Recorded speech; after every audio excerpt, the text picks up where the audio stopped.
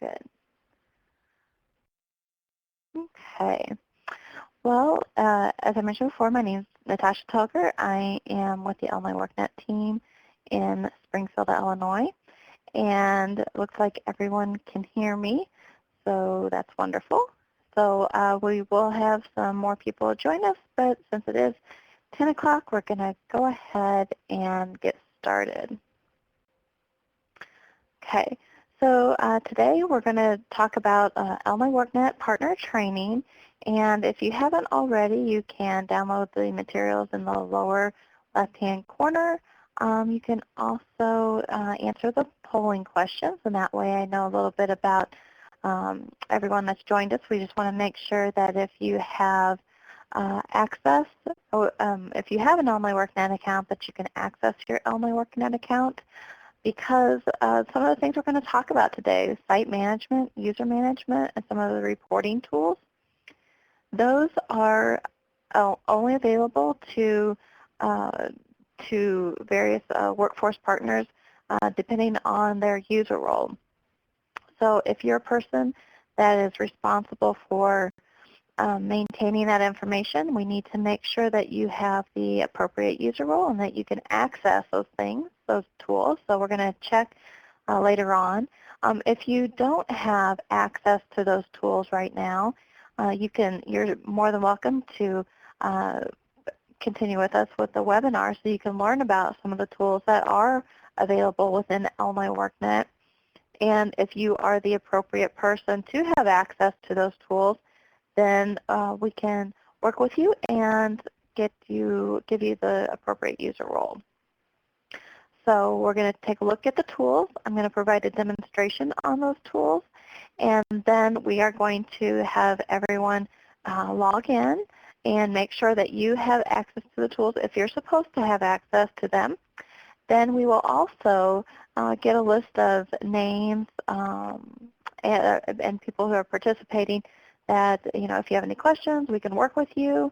The goal is to have everyone who's supposed to have access to give you access immediately today during the webinar.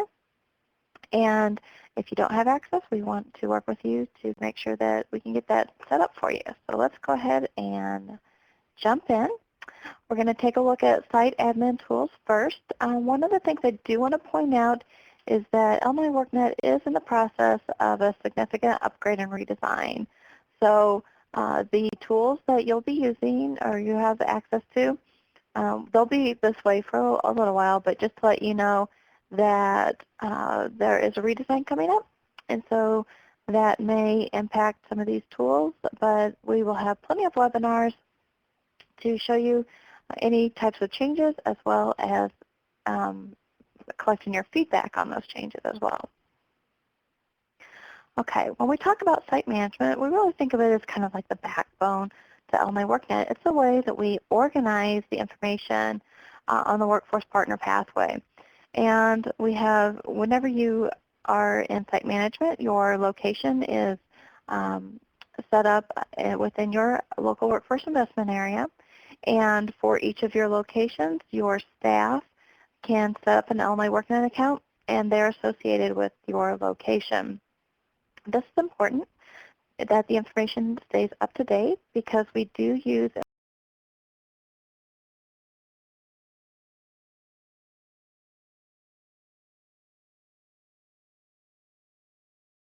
computers with public internet access to use Illinois workNet and work on finding a job, finding training, and so forth. And for those organizations that are access sites that are open to the general public, then the site management is the tool that is used to power the find a location near you search.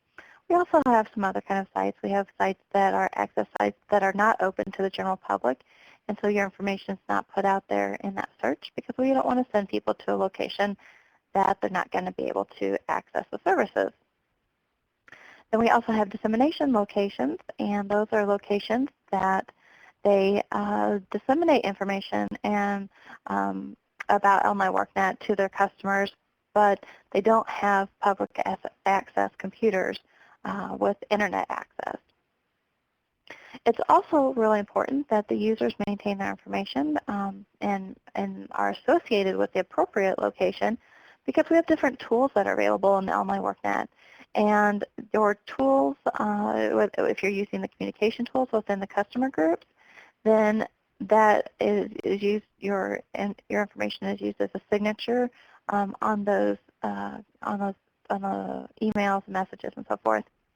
But also, it's important that you're associated with the right location, because we have reporting tools that are available, and sometimes, depending on your location, they may be required. But then we also have different assessments that are available as well. So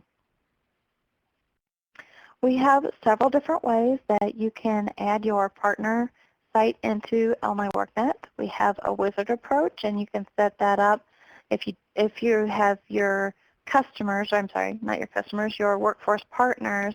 If they need to set up and become an Online WorkNet site, then they can use the wizard tool. They can enter their information themselves.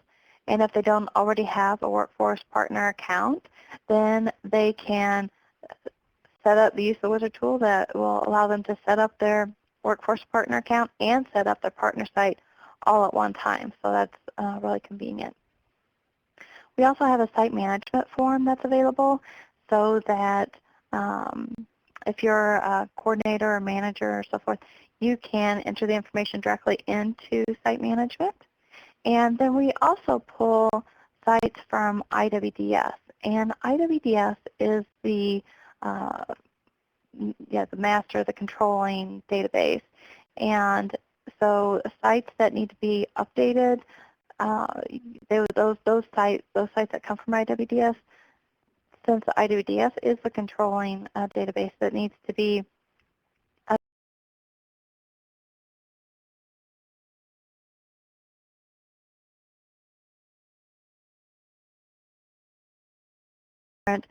flows, just to show you how the wizard approach works. It's basically the site, your partner site, submits their request, and they use the wizard approach. So it only asks them questions based on how they answer the previous questions.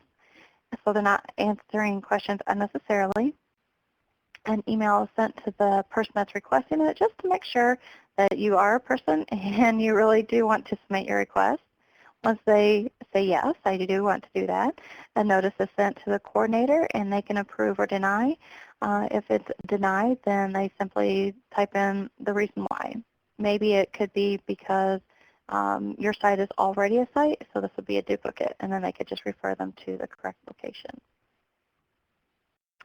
As I mentioned before, we do have an area that you can just simply, it's a form, it's in site management, and you can identify whether it's a business or an individual site.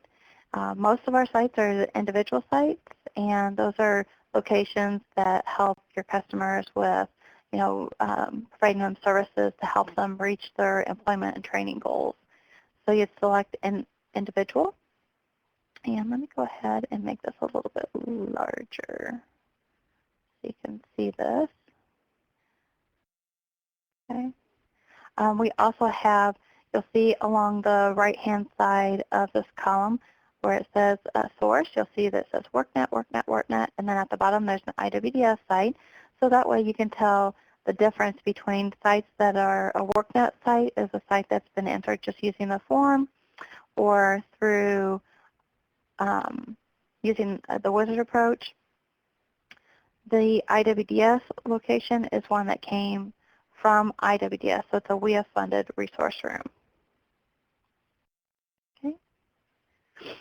Now, whenever a partner site is entered into WorkNet, we have different tools that are available. So we have training guides to help them with, if they choose to set up their computer with Online WorkNet as their home page. We have a tool, a wizard tool, that just simply they go to a map and they click it and they select their location, and it will automatically set their home page up with a specific site URL that's associated with their location, and that will help with identifying where the traffic is coming from, so you can track that. We can track that. There's also there are instructions that walk them through the different types of resources that are available to set up their resource room to help guide people to Illinois WorkNet. So you don't need to recreate anything. We already have templates and customizable templates, and we have graphics and all different types of things that can be incorporated into your existing tools, or your existing flyers and so forth that are available to you for you to download. Whenever a new site is added, we also have, if you're an Illinois WorkNet Access site, we have different types of decals that can be put on the door or the window to identify you as an Illinois WorkNet partner site or center web access site. Now, if you are a partner and you do not have one of those decals to identify you as an Illinois WorkNet partner site, then we can give those to you. Just make sure you contact us, and we'll go ahead and let me go ahead and type this in the chat pod. You can send that to info@illinoisworknet.com, and we'll go ahead and get that out to you. Once you're into Illinois WorkNet, we have all different types of resources. Now you'll see along the left-hand side, I have a great big long list of resources that are simply available to anyone who goes to Illinois WorkNet, the Workforce Partner site. But once you're logged in, you have access to other information. And the extent to which you have access to the other information depends on where you are, which account you're associated with in the site management, as well as your user role. So this is a screen capture of my web page, and so you'll see a lot more information on my screenshot than you would on yours, because it is at the state level, and I have access to all the different information that's on the Workforce Partner account, Workforce Partner pathway. But you will see in the left-hand menu and in the center of the screen, there's personalized tools and resources. So you have access to your CWA online training course, self-paced web-based course,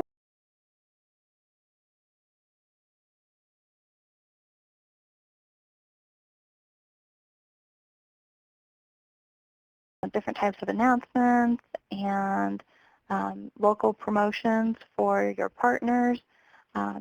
You can add those through using local content. And on the right-hand side, we have marketing materials. You'll see the listing of the marketing materials menu. We have all different types of marketing materials already created, so we don't want you to reinvent the wheel. We just want to provide you with tools so you can customize them for your customers, and you can customize them with your local information. Okay, with user management, there's a tool that in site administration. So you will, if you have the right user role, which is your organization admin or higher, then you can access user management. So with user management, you can see the person's name. You can update their password for them if they need to. You can send them an automatic link and they can reset their password. Let's say that the person is no longer with your organization. You can inactivate that person, or if you're an OEA coordinator or OEA manager, then if a person moves from site A to site B, you can move them over to the new location and provide them with the correct user role. So again, we always want to make sure we have the right person with the right organization and their correct contact information.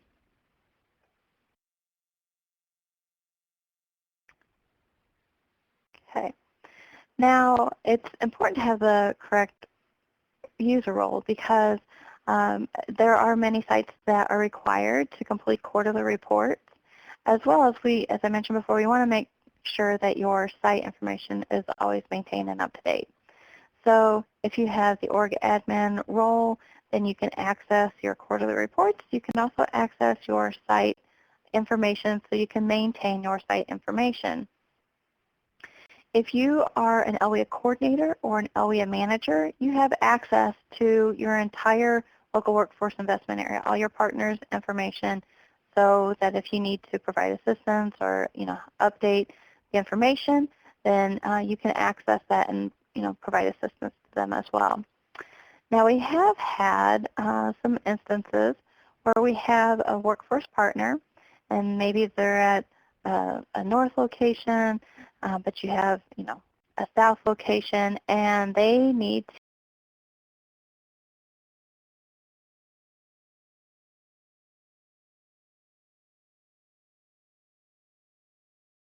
to, let's say, with the north location. But what they could do in order to have access to the south information, the information that they're responsible for updating, in order to do that, we would set them as the primary contact for the second location. So that person can be the primary contact on multiple locations. There's not a limit to how many locations they can be the primary contact in. That is up to your area and how you have distributed the responsibility for maintaining the site information and reporting requirements. With the reporting, we have excuse me, a couple of types of reports. As I mentioned before, we have two different types of locations. We have an access site, and then we have a dissemination site. If you're a dissemination site, you don't have to worry about quarterly reports because the system automatically generates the appropriate report for the site, and dissemination sites are not provided with quarterly reports. They're not required. Now within the access sites, as I mentioned before, there's a couple different types of access sites. You have access sites that, remember, the workNet source. Those are the ones that are entered in, either they submitted the request or they've been entered in using the form. And then we have the sites that are provided directly from IWDS. The sites that are provided directly from IWDS they measure the level of integration. So they are either minimal, moderate, or extensive. And that's what this example is in the lower right-hand corner. The quarterly report is really simple. It's simply radio buttons, yes or no. Once you say yes to all the minimal requirements, then it unlocks the moderate. Once you answer yes to all the moderate, then it unlocks the extensive. We also have comment boxes that are available as well.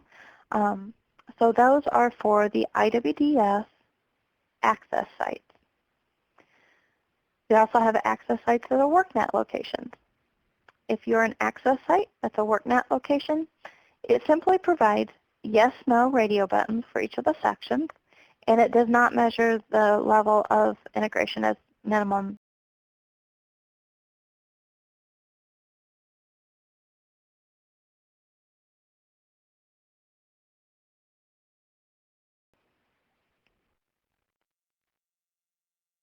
We also have activity reporting that's available. So again, this is dependent on the different types of reports that are available are really dependent on which location, which site you're associated with, and your access role, your user role. So if you have a LWIA coordinator, LWIA manager, you can pull reports for your entire LWIA. Okay, so what I'm going to do is go through here. I'm going to open up a new share pod. So let me put this on top. You'll see a gray area. And whenever you're, let me go ahead and just, I'll leave it open, so if you have any questions, you can enter them in the chat. Excuse me. But at any time, if you need to, if you're having a hard time, excuse me, seeing the screen, what you can do is click on full screen, and it will zoom into the, it will expand the window open, and then click full screen again, and it'll put it back to the right size. I'm going to go ahead and zoom in a little bit on my screen, though, just to kind of help you out. Okay. Let me go ahead. I'm going to log out just so that we can see. This is the LMI workNet Workforce Partner pathway.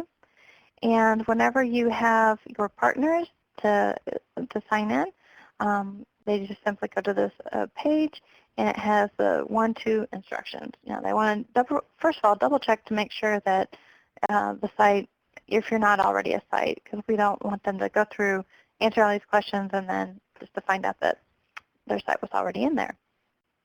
And then if they're not a partner site, then it will take them to the form to go ahead and submit the request. Otherwise, they can set their LMI workNet account. And let me go ahead and log into my account. Once I'm in my account, I can see my CEWA course, I can see my content management, I can see the various tools that I may have depending on my user role. I can see the different types of menus that I have available as well. Again, you'll see a lot more here just because it's at the state level, and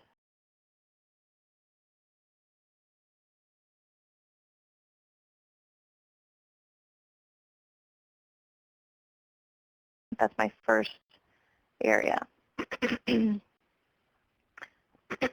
Now, depending on which location you're associated with and your user role will depend on the different types of sites and information that you see down here.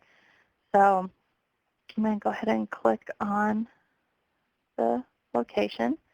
Now let's say you can tell with looking at your location, so many of you may only have one, some of you may have 20 or 50. So you can tell if the site is active. You can tell what type of site it is. Remember I talked about the access site versus dissemination site. So this location would not complete a quarterly report. We have the access site, and you can tell it's a workNet source. So this person, they could complete a quarterly report, but it would not measure the level of integration. They could just choose the yes/no's. And let's find the workNet site. This is an access site that has also an IWDS location. Comes from IWDS. So they would complete a quarterly report that does measure the level of integration. Okay. So let's take a look at, and click on the IWDS location, because I want to show you that with all of these locations, if you're a workNet site, whether it's dissemination or access, you can update and maintain this information. If you're an org admin, primary contact, or LWE coordinator, manager, or higher, then you can update this information that's in site management.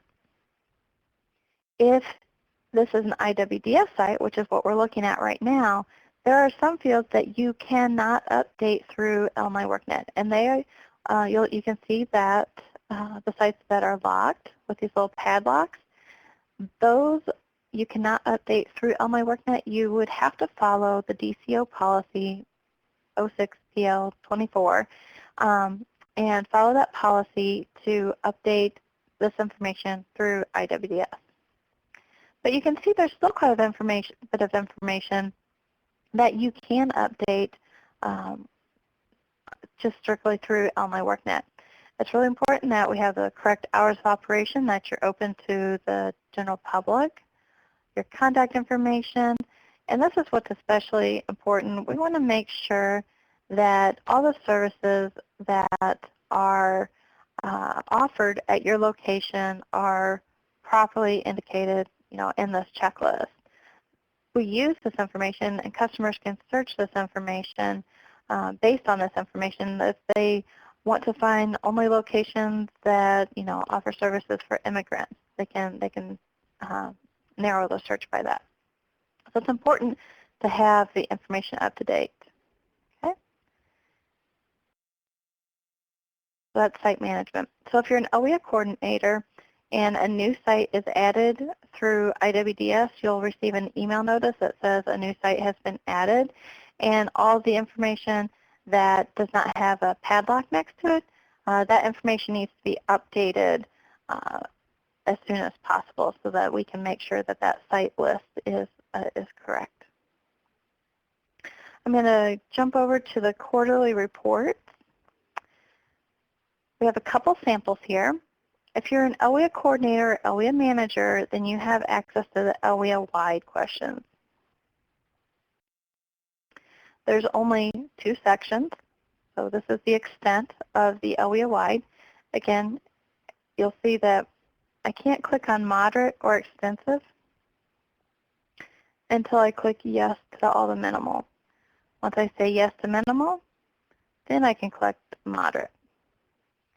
If I don't have all the yeses for moderate, I can't click extensive. Once I say yes, then I have access to it. And I can submit my report, and that's all I need to do for that particular section. This is an example of an Illinois WorkNet site report that does not measure the level of integration.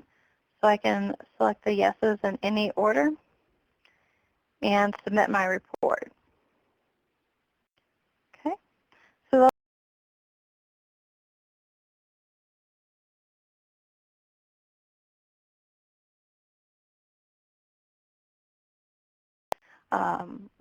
site level that does measure the level of integration. It's the same basic questions, it's just organized such that it measures the level of integration. So that's a quick overview of the quarterly reports. So I want to go ahead and switch back to our meeting space.